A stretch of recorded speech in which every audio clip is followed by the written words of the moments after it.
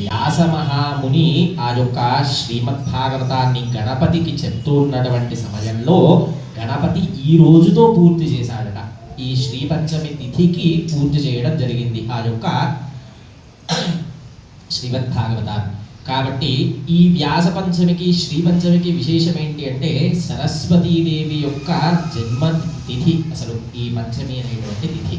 అయితే ఈ సరస్వతి అనుగ్రహం మనకు కలగాలి, అమ్మ అనుగ్రహం చేత పూర్వము మనకి అందరికీ కూడా చిన్న కథ తెచ్చుకున్న ఓపిక ఉంది కదా అందరికీ. పూర్వము కాళిదాస మహాకవి, ఆయన ఎంతటి అజ్ఞాని అంటే ఒక చిన్న గొల్లవాడు, ఆయనకు అసలు మాట కూడా మాట్లాడడానికి వచ్చేది కాదట. అయితే అట్లాంటి వాడికి ఆ యొక్క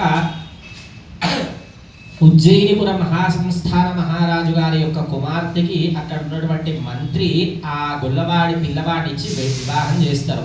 వివాహమైన తదనంతరం ఆవిడతో మాట్లాడడానికి ప్రయత్నం చేసినప్పుడు ఆమెకు అర్థమైపోతుందట ఈయనకి ఏ జ్ఞానమూ లేదు, అసలు ఏమీ తెలియదు ఈయనకి అని చెప్పి అర్థమవుతుంది.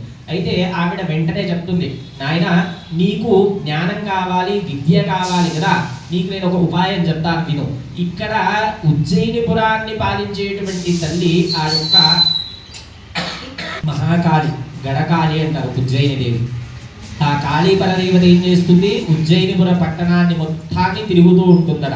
అలా తిరుగుతున్నటువంటి అమ్మవారు ఏం చేస్తుంది, రాత్రంతా తిరుగుతుంది కదా, నువ్వు పొద్దున్నే రాత్రి వెళ్ళిపోయి ఆ దేవాలయంలో కూర్చో, తలుపులు వేసేసుకో.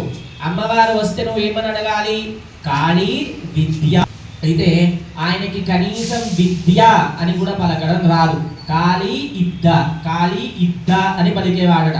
అయితే లోపల వెళ్ళి కూర్చున్నాడు, తలుపులు వేసుకున్నాడు. తలుపులు వేసుకుని కూర్చునేసరికి అమ్మవారు వచ్చి తలుపులు కొట్టింది. ఎవర్రా లోపల అంటే కాళీ విద్య, కాళీ విద్య.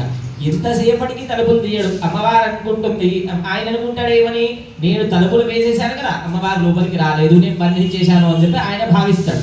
అయితే అమ్మవారు ఎంతసేపటికి తలుపులు కొడుతున్నా కూడా ఆయన ఒకటే మాట, కాళీ విద్య. అప్పుడు అమ్మవారు తృప్తిపడి, శభాష్ నచ్చావురా, ఆ యొక్క ద్వారం తీసి నీ నాలుక బయట పెట్టు అని చెప్పి చెప్తుందట.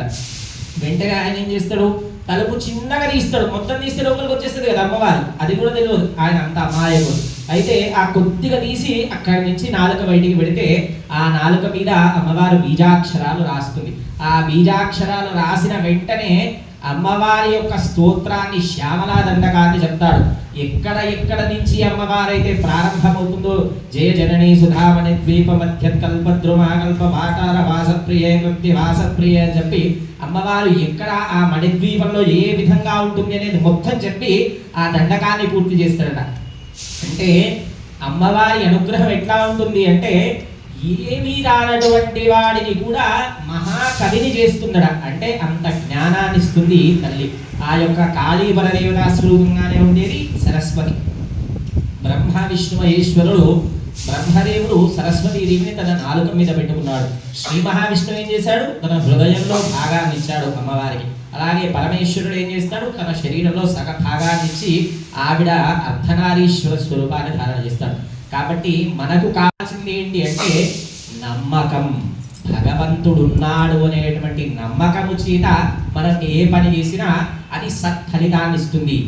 మనము ఇప్పుడు ఒక్కొక్కరు 15 సంవత్సరాలు 16 సంవత్సరాలు పిల్లలు, ఇప్పుడు నుంచి మిమ్మల్ని మరిస్తే భవిష్యత్తులో మీరే ఒక్కొక్కరు ఏ అబ్దుల్ కలాం కావచ్చు, ఏ నరేంద్ర మోడీ స్థాయికి చేరుకోవచ్చు. అంటే మన ఎదుగుదల అంత బాగుంటుంది. మనం ఈ క్షణం నుంచి, ఇప్పుడు ఒక చిన్న రాయినా కూడా పెద్ద కొండ ఉంది, దాన్ని మనం ఒక విగ్రహానికి మలవాలంటే ఏం చేయాలి, పులి తీసుకోవాలి, శుద్ధితోటి కొట్టి కొట్టి కొట్టి కొట్టి దానికి ఒక రూపాన్ని తీసుకురావాలి. మా కాలంలో మేము చదువుకునేటప్పుడు మమ్మల్ని ఎట్లా కొట్టేవాళ్ళంటే గురువుగారు ఇక్కడ కొడితే అక్కడ పడేవాళ్ళు, ఇక్కడ కొడితే అక్కడ పడేవాళ్ళు.